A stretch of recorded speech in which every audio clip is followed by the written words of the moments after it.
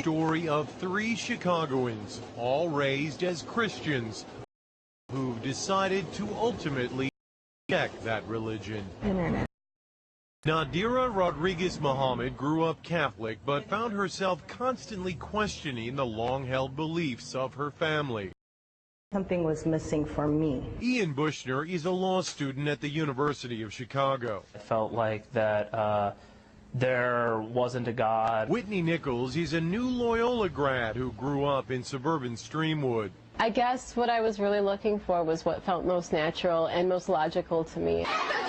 When Nadira entered high school in the mid-1990s, she became friends with a group of Muslim girls. They just had this level of contentment and a sister that was, I wanted to be a part of that. Ian drifted towards the Muslim students at his high school as well. I remember defending some of my friends at school from accusations, after 9/11, and then I started reading the Quran. I said, oh, here is a form of God that I've never been presented before. After September 11, the interest actually increased. Dr. Assad Basul is professor at Chicago's Islamic American College. He says the tragedy 6 years ago initially created angry questions, but eventually many of the curious found answers to their own spiritual questions in Islam and converted.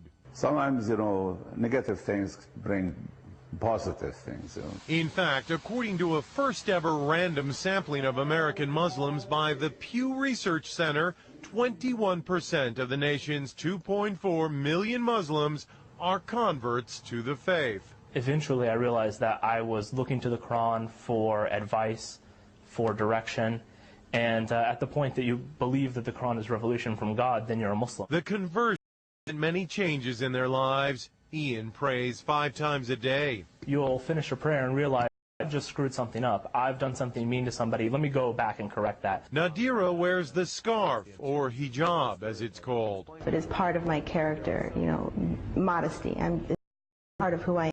I don't know if I'll ever be ready to wear the hijab. I've become more modest. I won't wear tank tops and I won't wear shorts.